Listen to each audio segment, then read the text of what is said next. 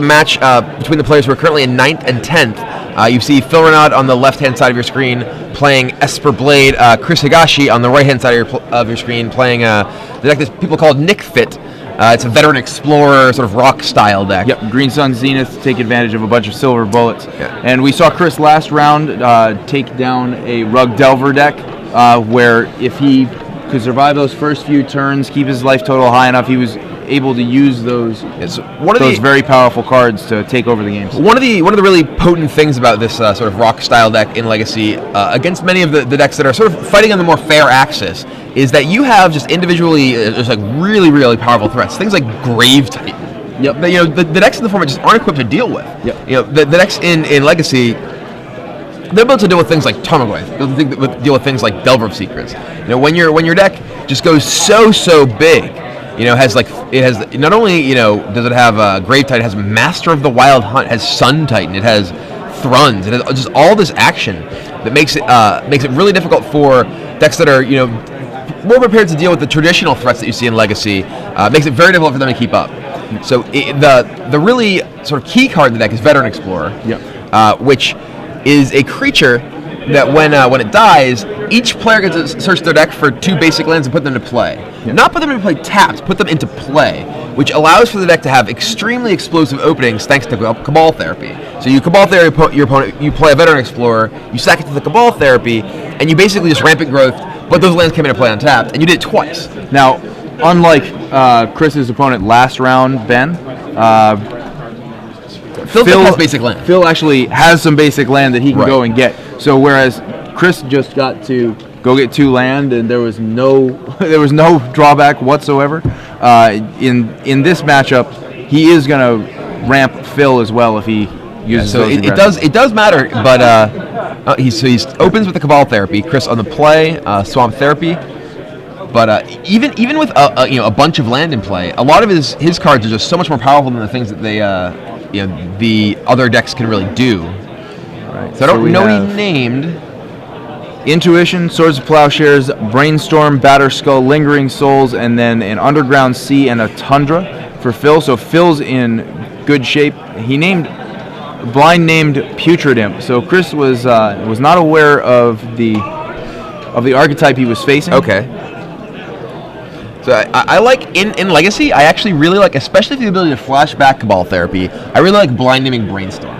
Because if you don't name Brainstorm and you do have the ability to flash it back, your opponent, if they do have Brainstorm, is able to protect the information that you already know from your follow-up Cabal Therapy. Yeah. And here, if Phil goes to read it, if Chris were to have Therapy Brainstorm initially, now there's a very good chance that he'd be able to hit whatever he wants to hit. Yeah. So yeah, Chris doesn't have to name his what he's choosing with Cabal Therapy until resolution. Yep. Once he does actually name it, that means Cabal Therapy has resolved, assuming his opponent's passing the appropriate perk. He says, now, what are you naming? Yep. That means it resolves. Now both players get to go search before Cabal Therapy resolves. The trigger goes in the stack and resolves immediately. So Cabal Therapy. Both players should be going to get land. Yeah. Now he's trying to decide whether to Brainstorm before, so he can get rid of 2 of those cards. Okay, right, Just shuffle them away. Brainstorm in response to the Veteran Explorer trigger. Yep. It gives him basically a free fetch land. And it really invalidates a lot of the information that Chris garnered from that Cabal Therapy. From the Cabal Therapy. That initial Cabal Therapy, like, if for instance he chose in Brainstorm, this follow-up would be very powerful. Yeah. Whereas now he doesn't have any information, and Chris is getting, because he sacked the Veteran Explorer, Chris is getting the free fetch land effect to get rid of his weakest cards. Mm-hmm. But Chris will be. Now this is interesting because we should have some lands on the board by this point. Now this may be Phil not understanding the order in which. Yeah, I think both players are like, oh, okay, right, we got to go get our lands. Yeah, and so he. Looks like he had named Intuition, and Phil had kept that in. So the Therapy versus Brainstorm, once your opponent knows that they have information about your hand, and rather you have information about their hand, what you choose to name with Therapy is a pretty interesting sort of conundrum, mini game, really. Yep. Because you want to name something that it's like, oh well, you think that, I think that, you think that. Yeah. I'll put these back. And Now the key here, I think, is that he knew that Phil was doing it before the search resolved. So the 2 cards that he was putting back weren't things that he was protecting. Yeah, they were things that he was shipping away. That is true. And so that definitely changes the decision-making process. Absolutely.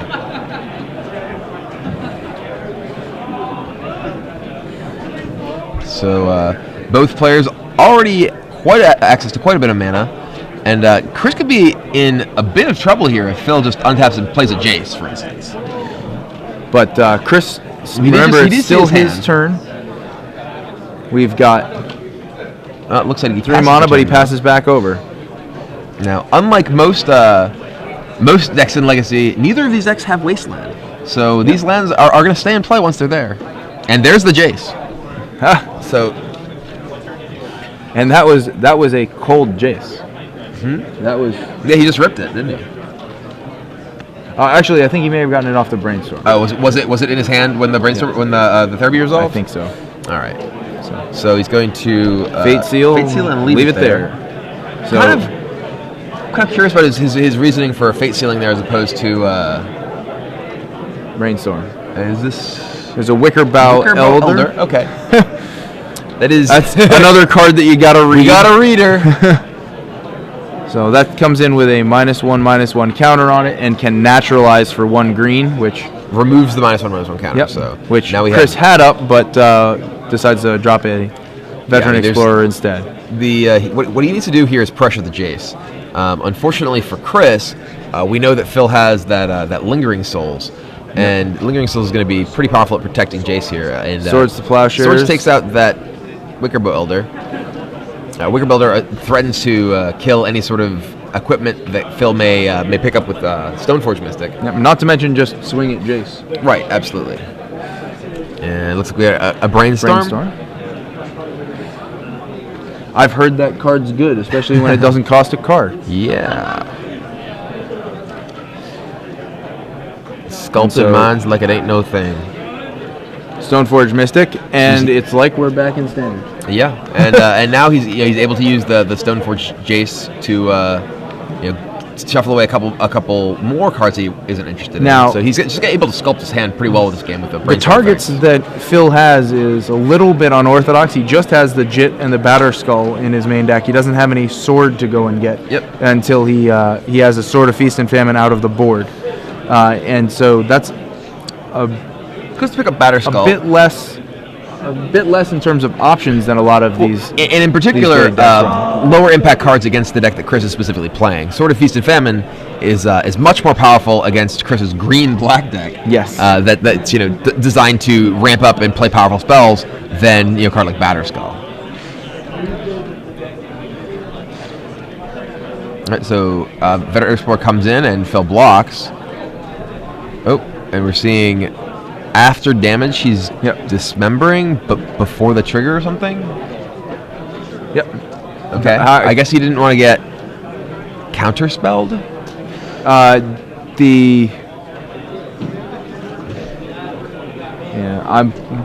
I'm not sure exactly the reason behind that. The Stoneforge Mystic was not active yet. Right. Well, he wouldn't dismembering it. He wouldn't really want to. Wouldn't want to use a dismember to just see the Batter Skull dropped or whatever. But I'm sort of curious what Chris's plan is here. Really, he's one card. Yep. He's just used a bunch of resources. Just used a bunch of resources, and at the end of it all, his opponent has Jason play and he has nothing.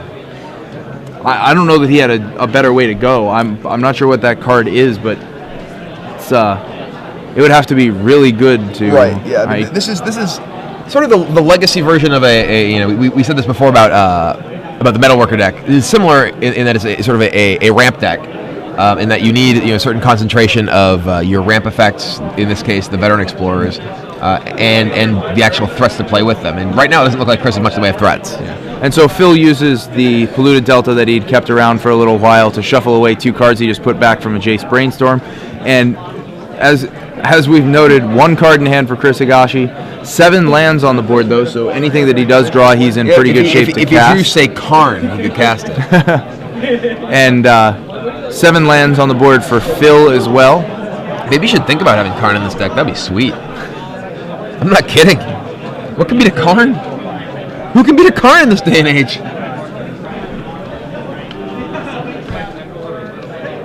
And so Phil deciding what to do with his copious amounts of mana. He has the Batterskull in hand, and he's not able to play it and protect it. He doesn't really need to protect it. Like, I mean, this game, it's looking like it's just going to come down to Jace. Like, Chris has a card in hand. I could see, whether he's brainstorming or fate sealing. Either way is, unless Chris plays, pretty much exactly Grave Titan. This game feels like it's getting very much out of reach for Lingering Souls from Phil. So that gives him 4 flyers. So he's got his choice of how he wants to win the game. Passes over. Chris draws. I did not see a Grave Titan. And so when you have Jace against a weak board, what does it mean when you're brainstorming instead of fate sealing? It basically means that you're not confident in. Ooh, that is a Grave Titan. That you're not confident in your. Phil reaches for his hand, saying, "Wait, what have I got here?" All right, I guess he's gonna plow it with the trigger on.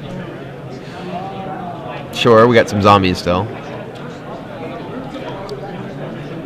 So Phil basically not quite feeling comfortable where he was. Well, I mean, the power that you get out of fate sealing is that you're able to have at least some measure of control of your opponent's hand. But as you're brainstorming, you're continuing to develop actual resource advantages. Yep. And if your opponent has a deck that they don't have a card that they can just draw and beat you with, you're not scared of something in particular out of their deck. Brainstorming can just continue to provide you with material advantage that you can leverage throughout the rest of the game. And so Batterskull comes in. Then Ponder. And Jace tick down 1 to bounce one of the zombies. So if you're not planning on winning with Jace's ultimate, and we see Thoughtseize, which takes Thrun. It's a good one of the Thoughtseize. It is Thoughtseize, yeah. So Thrun's going away. Yep. I'll take that. Yeah. I have decided that I will choose the only card in your hand. Thrun is much more impressive against Jace when Lingering Souls and Batterskull aren't around. And so, got to think that Chris is going to There's no shame pick up in some scooping, cards Crip. here. There's Pretty no soon. shame in scooping. I think he's looking to get any more information that he can get out of Phil in this game 1. Is that blind Cabal therapy at the start for Putrid Imp made it pretty clear that he wasn't sure what Phil was running. He hasn't been watching the coverage. Yeah. And now Phil's going to go to the safe, make sure that nothing terrible comes off the top of the deck. I'll give you a hint here, Chris. If He said you can keep it. If Phil lets you keep it, probably not helping you. I think that was actually the most demoralizing ability of Jace. Was Fate Seal. By far. You're just like, ugh. It's and specifically Fate Seal, leave it. Right, exactly, yeah.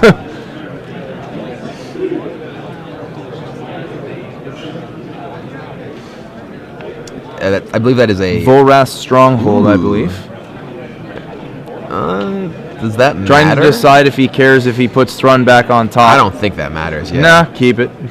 Whatever.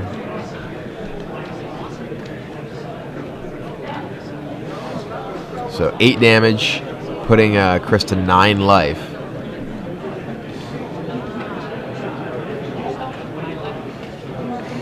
Phil up to 25. Jace at 8 counters. I don't think Jace is going to get a chance to go ultimate. No, he's not gonna need it. Gonna kill him anyways. And then Stoneforge goes to get Jite. I think I would have Stoneforge first, played the Jite and equipped it. I don't know what Phil has in his hand, especially if you're you Jace, you know that your opponent doesn't have a card that matters, and you connect with the Jite. It doesn't really matter here. Phil is very, very far ahead, but if this game were closer, those counters on Jite could be relevant. And so, Chris is not going to get the Volrath Stronghold anyway. with the fetch land, he'll choose to When Phil says leave it, yeah, there's actually a okay, very no thank you. A very interesting sort of interaction, sort of mind game between fetch lands and Jace's Fate Seal ability.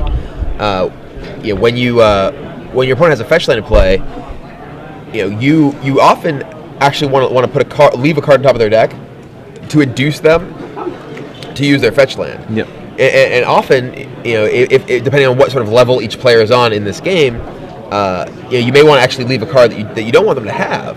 You're not going to leave a game-winning card there for them, no. But you can leave a card that Is good. Right, that's a pretty good card that you might put on the bottom normally, but because of a fetch land, you actually want them to use it. So when you do actually leave a card there that they are stuck with it basically. Yeah. Now the way that Phil actually looked at the card. Yeah, he was like, "Oh, what didn't he want me to have?" Looked at the card and then put it back. If you're trying to play that line, I think you probably just want to look at it, put it back. Yeah, Chris saw the writing on the wall. It was in very, very big letters, and decided to scoop that one up. So Phil's up 1-0. Looking at the players' sideboards, so we've got Choke out of Chris's, which we saw come in and help to lock down Ben in his last match. Mm-hmm. Damnation can also be a possibility against a board that Phil can crowd up pretty quickly with Lingering Souls. Damnation,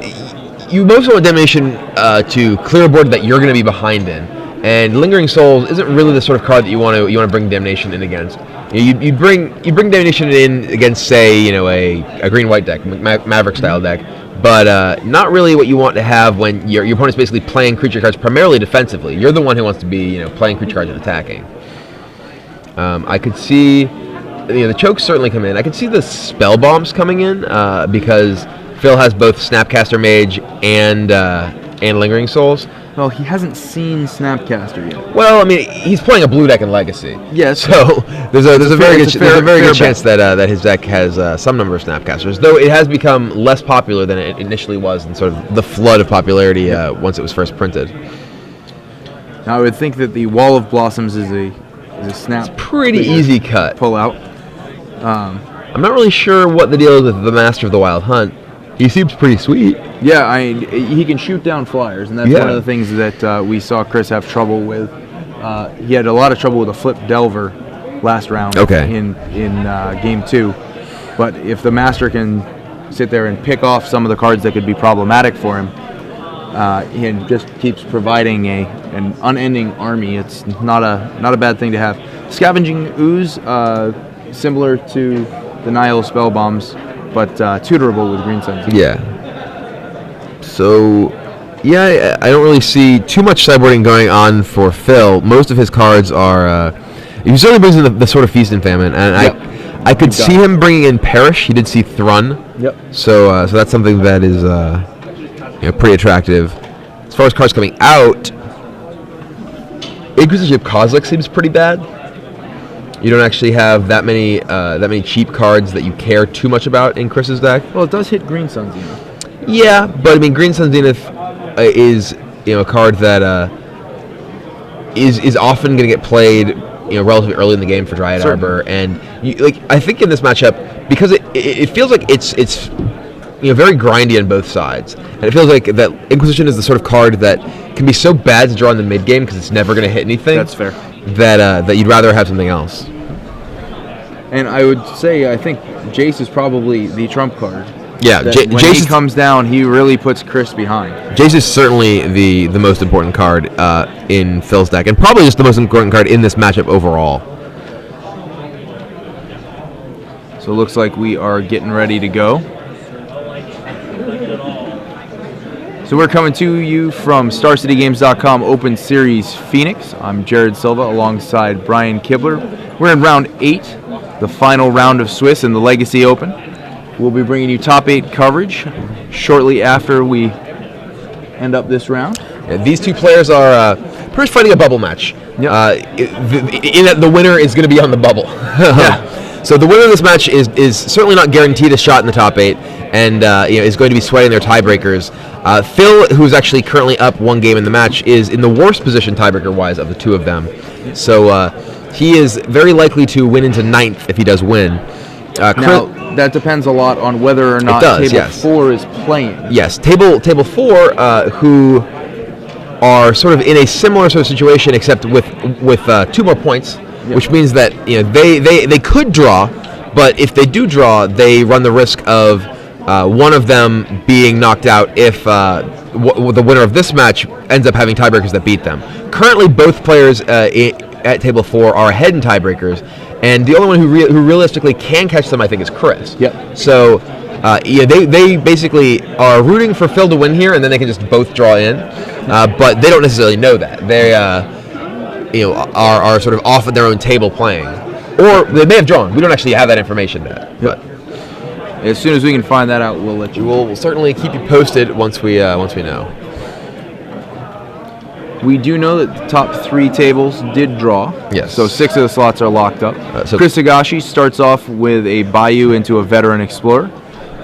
And as we saw last game, Veteran Explorer, not the powerhouse in this matchup that it is against decks that don't have basic land.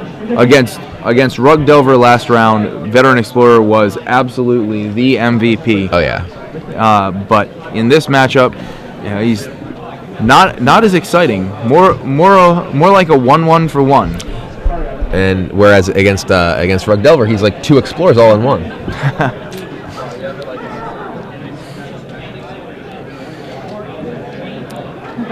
So Chris with a swamp and passes back over to Phil.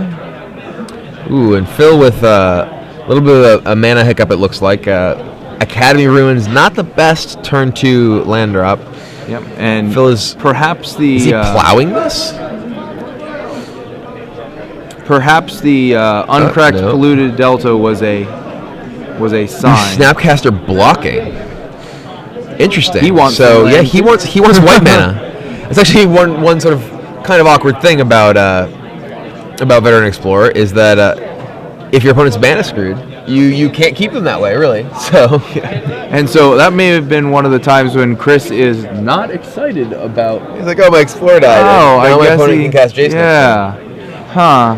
That's not great. Well, if Chris can cast Thrun this turn, he's very happy. Thrun is a pretty good trump to Jace. Yeah. So let's see. That's a Master of the Wild Hunt, I see. There's his land for the turn.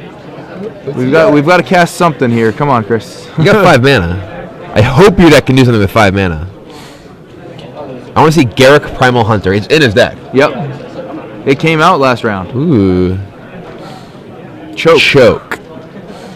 Not casting Jason. That's yeah. Oh no, he can if he drops an island. He could. So Phil is not happy about that. He doesn't look like he has a easy way to deal with it, or else probably would be dealt with already. And Phil untaps his Underground Sea and then realizes it's an island. Stoneforge Mystic. So Phil in the fortunate position that he still has 2 lands that actually work through choke.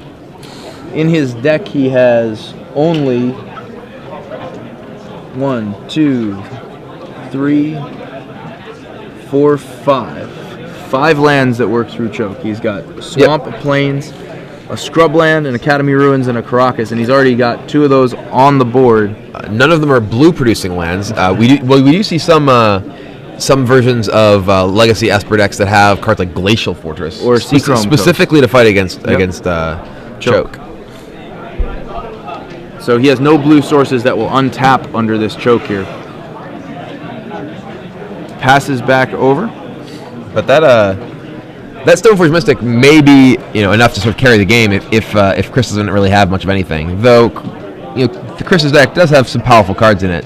So 6 mana, even more scary than 5 mana for Chris's deck because it opens him up to playing Titan, either Grave Titan or Sun Titan. He does have a fetch land. Yeah, he can go get his Savannah or Scrubland. Would like to let you know that it is getting on towards the end of the day. Chris looking at his hand, looking at his board, and here comes Master of the Wild Hunt. Can I read that? But if you'd like to do any last Phil is not with the Charles Gindy, so he does not know what that does. So yeah, for those of you who don't know at home, Master the Wild Hunt, each turn during your upkeep puts a 2/2 wolf into play.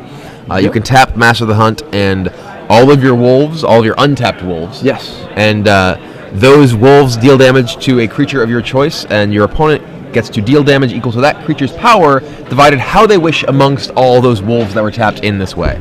And if you think that's confusing, you're right. Phil trying to decide what he's going to do. And he's going to use his precious blue source to brainstorm. I don't know if there's really no reason to do that end step. I mean, in particular, it's not like saving a mana because Island is not untapped. Right. There's no. So he should certainly draw his card before brainstorming.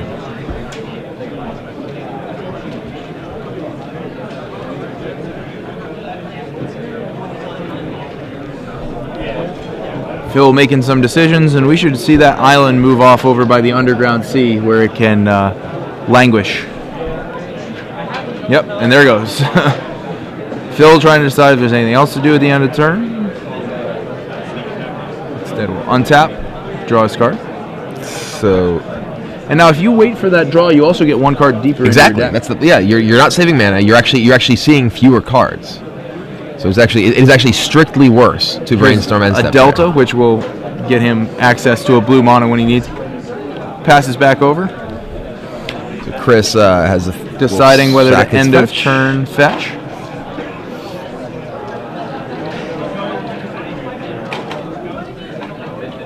And will not. Chris gets his wolf.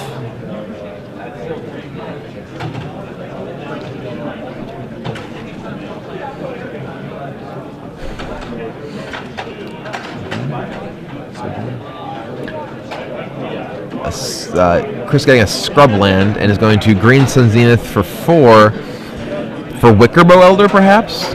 Or Thrun. Probably. Wickerbow Elder can help deal with the Batter Skull, which I think is a fairly significant deal.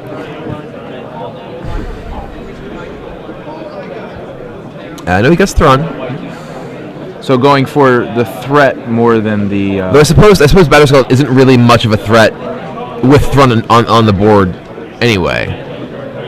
Phil's able to, or rather Chris is able to continue to generate wolves with his master, and Thrun can hold off the germ because Thrun can just block and regenerate.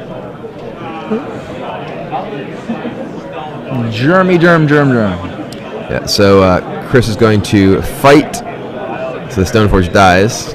Yep. There's one of the wolf. Deal damage back to the wolf. Didn't get him. Not quite strong enough. You're able to forge up a 4/4, but you cannot fight a wolf. And here is fetch for a swamp. So he wants another mana source that he is able to effectively use. Having a choke-proof mana base is fairly important at this point.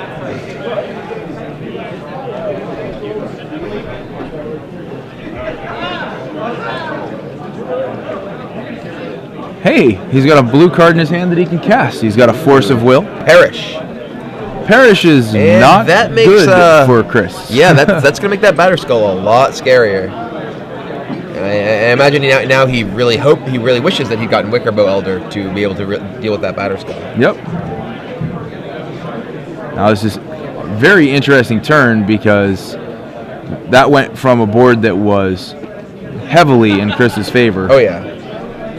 To very rapidly a board that is in Phil's favor. The Enlightened Tutor is going to allow him to go looking. And what is he tutoring for? Let's see. I don't even see any exciting tutor targets. Recurring Nightmare. Huh. What's he going to recur?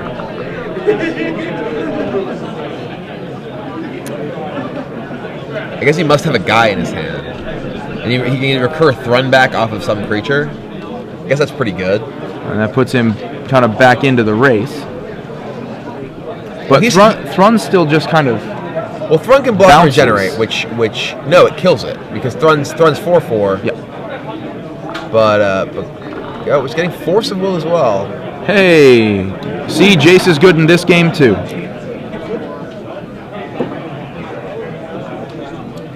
And Chris Phil is- sacrificed a Phil's pretty locked out by Verdant that Catapult. choke, but that Batter Skull may be all he needs.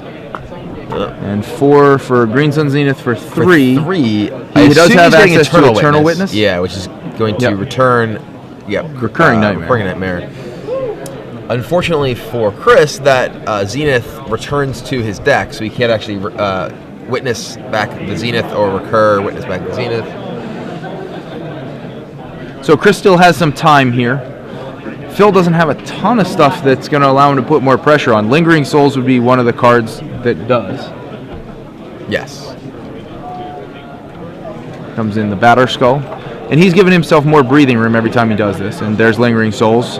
which will speed up his clock a little bit, as Chris is now at 11. And that puts him on 2-turn clock if he's not blocking. But we're going to see Recurring Nightmare coming down here. And can recur, sacrifice the witness to get back Thrun, I guess. Sacrifice. Or no, Get Master. back Master of the Wild Hunt. Oh, for the Lingering Souls, yeah. He wants to have Master that can do something, I guess. The Maelstrom Pulse. All right. Okay. Yeah, the Maelstrom Pulse makes a lot more sense. Yeah, definitely makes that a much more understandable play. So Phil gonna get in for 2 with his spirits here, and then I imagine probably just make some more spirits. If he has a Swords of Plowshares, he's actually in very good shape because he can get. Ooh, that's Sword pretty of good Body too. and Mind is pretty solid. So we're getting Now- a wolf, but now we have Recur Master of the Hunt, so we actually are netting a creature every turn. Well, the other piece of it is, if he wants to hold back the activation of the Master of the Hunt, Phil can't equip That's also true. unless he can get another recur, land. I think he's gonna recur with this wolf, get Eternal Witness, returning Maelstrom Pulse to kill that sword. Is my guess. Or just he already had it in his hand. He has 2 of them or something. I'm confused. Oh, he does have 2 Eternal Witness. So there's another witness in his yard. I think. Yeah, there's definitely that second witness in his yard. So he can recur. Yep. Witness for witness at this point, and just keep getting action back. Yep. And that puts Phil in real tough shape because he did have even without being able to recur that Maelstrom Pulse, the Master of the Wild Hunt was going to be able to shoot down whichever spirit tried to grab the blade. Right. And so Phil was going to need another land in order to have 2 equip activations. Yeah. So, But if he did, he was going to be in good shape. when Vindicate takes out Choke, but that's just gonna get Witness back and played. He's gonna recur Witness and get Choke and play the Choke. And so we are going to have... Yeah, I mean, we're just gonna keep playing the same turn again. So I hits Phil for 4, and then I can't imagine he does something other than recur the Choke. Yeah, so recurring Nightmare. Gonna sacrifice his Witness, get back Witness, Yep. get back Witness, return Choke. Return. Yeah, and play Choke. Play Choke. And we. Alright, yeah, he's Cabal got Cabal Therapy.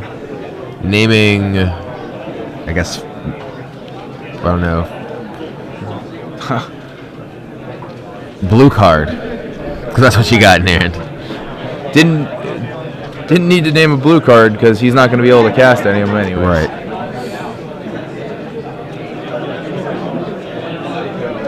And he's not too concerned about he named stripping Force any of of Will. those. Which was a blue card, but Yep. not one Phil had in his hand. Looks like we're going to get a game 3. Yeah, it's oops. Plow goes take that out, but not before the Wolves get hungry. And this has sort of reached the inevitable march of card advantage. Well, now he does have the 2 spirits he does back. have 2 spirits. And that Master is gone now, but Yep. we still have recur for Maelstrom Pulse. Yep. So I mean, we just recur Eternal Witness Maelstrom Pulse, and those things die again. Yep, it's still back against the wall and pretty much way too far behind. But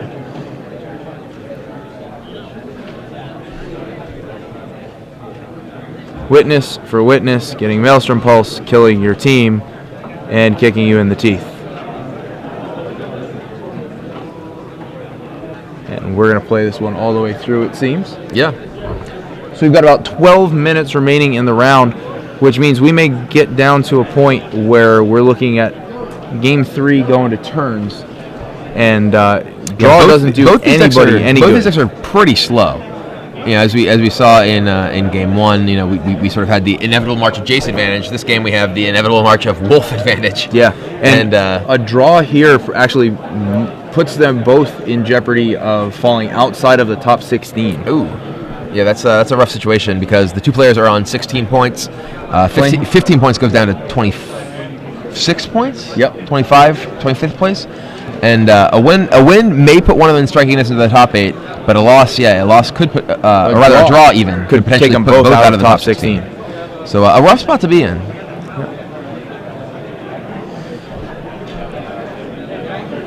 Recurring Nightmare, Witness for Witness. Bringing you back to ball therapy. Stripping the rest of your hand. All right, it's about time to give this one up here. I mean, if I were in Phil's situation, I would just concede here.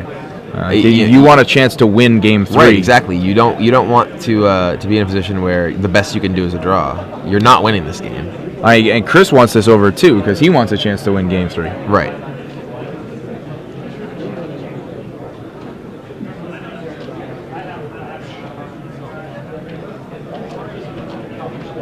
He's got no hand. He's got there's just no ability. Nothing. All right, this really okay. Okay, here we go.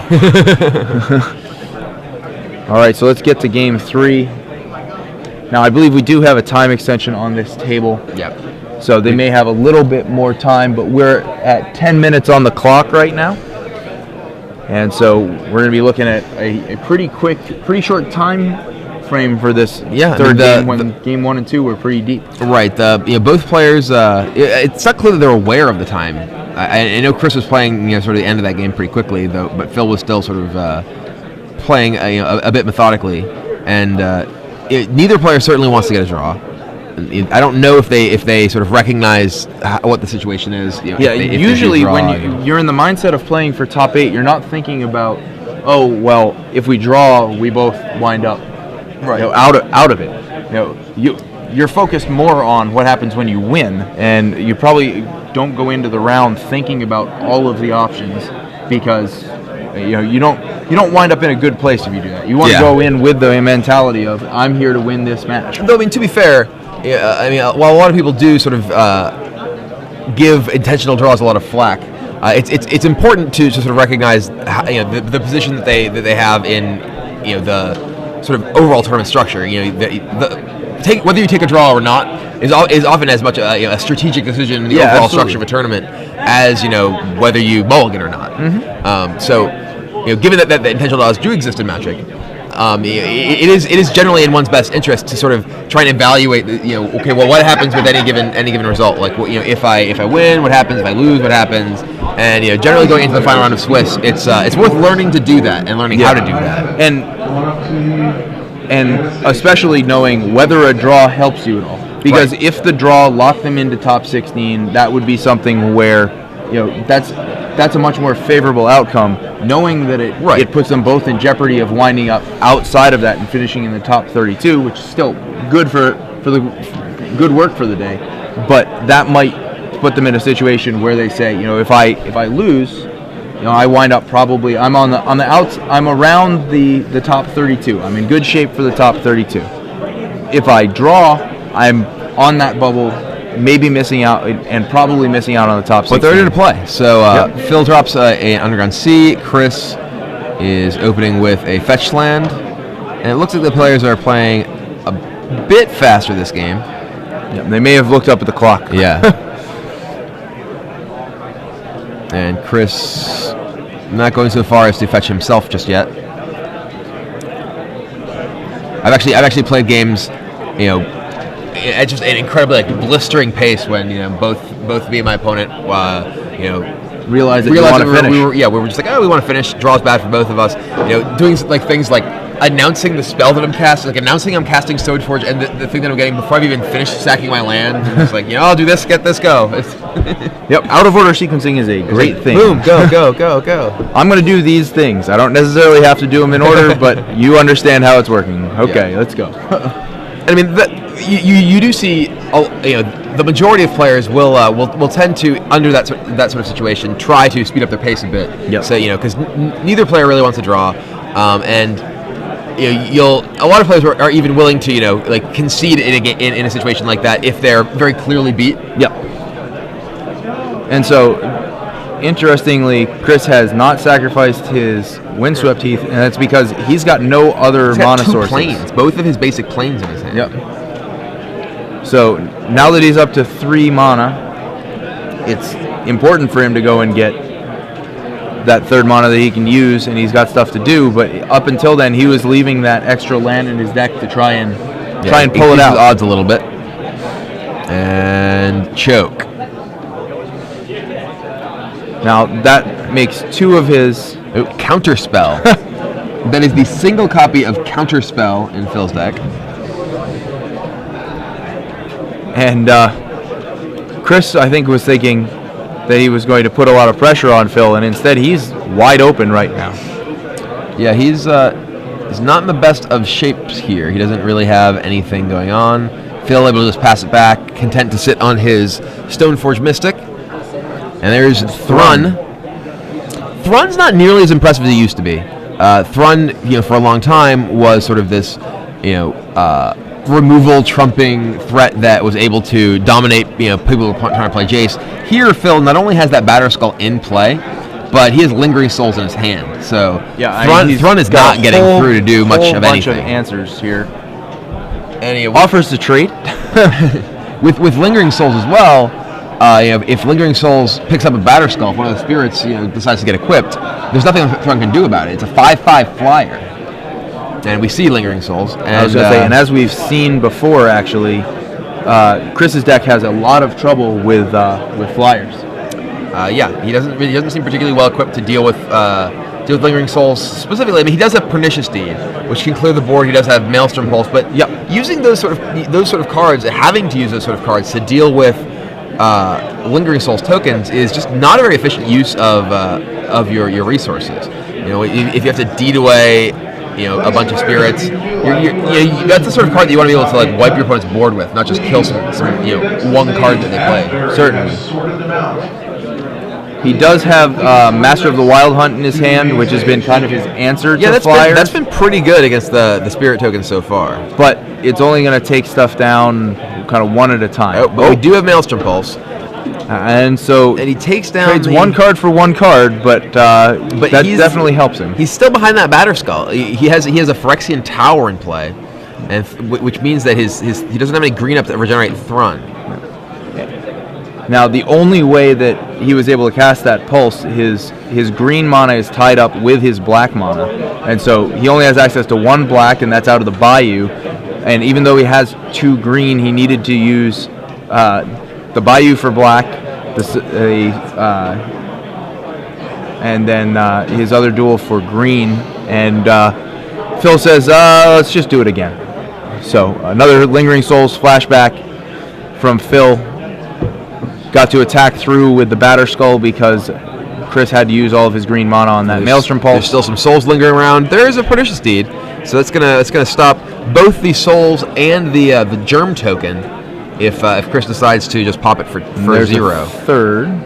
And I think he's just gonna pop it for 2. So he's gonna kill the Stoneforge Mystic, all the tokens, including the germ. Yep. And Thrun's gonna get to attack. That's a pretty good deed right there. Yep. And now, would you have held back to try and take down the Batterskull? But no, because you would have had. Once Pernicious Deed's in play, you're gonna need to spend 5 and regenerate Thrun, so it's 7 mana plus have your opponent not pay the 3 to return Batterskull to get that value. So being aggressive and knocking that all down was the way to go. But Phil's already up to 7 mana, so Phil could just bounce and recast Batterskull pretty easily. He can even just like recast bounce his Batterskull and cast a Jace this turn. Yep. So Thrun not really dominating this just yet. I'm not sure that you'd want to drop a Jace here because this is where Thrun could Right. actually do that. Well, I mean, you could play Jace, Fate Seal with it, return your Batterskull, replay your Batterskull, and now your Jace is defended. Yep. And there's a Therapy. What you got?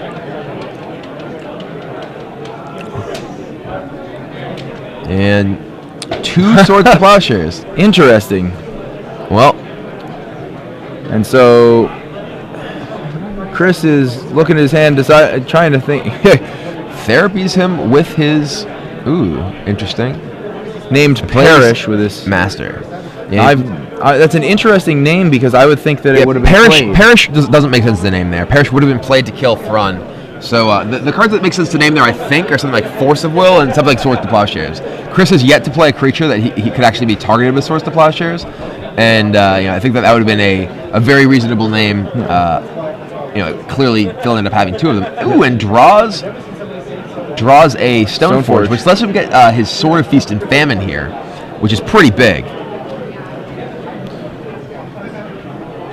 So I think he actually will want to play the sword and equip his Stoneforge. Absolutely, because otherwise... Oh, he's just casting Batterskull. Okay. That's interesting because Master of the Wild Hunt can now take down the Stoneforge Mystic. There is the Batterskull German play, and Phil can play his sword and equip it to the Batterskull. That may actually be better. When Sun Titan brings back Deed. Oh, dear. And he's able to activate, kill the Mystic, which he should do right now. Shouldn't pass back over here. Yeah, that's... And honestly, I think you pop the... Well, no, I don't think you Deed. I don't think you Deed here. You want to get Sword with Deed. I mean, you can afford to just Deed for 0. Because you got the Sun Titan who's going to bring the Deed right back. Yeah. And so here's 5. He's going to move... Is he moving Batterskull? No, for he's playing sword and equip. Okay. So now you do Deed for 0 when that attacks. Yep. It kind of forces his hand. So you should be able to drop. Deed for 0. Or kill that. Yep. Now Deed for 0. Yep. Ooh, I've never seen Sun Titan Pernicious Deed in action before, but I like it. That's an empty hand from Phil, and that's going to put him in fairly tough shape here. Yeah, this is a pretty bad position for him to be in. He's taking 9 now. Deed comes back. Legacy players, that is time. Choke comes back. Yeah, that's even better. I don't know. I mean, he's been playing around that. He's got 3 blue sources that are untapped. Yeah, but he's going to have 6 mana up. I mean, what's he going to do? Return his Batterskull now, and those lances don't untap? That's true. I mean, you'd rather lock down, I think, his resources entirely than. Yep. There we go. Just a hand. All right, so wow. Chris wins, which puts him in position to be battling for that 8th spot in the top 8. Chris was a couple percentage points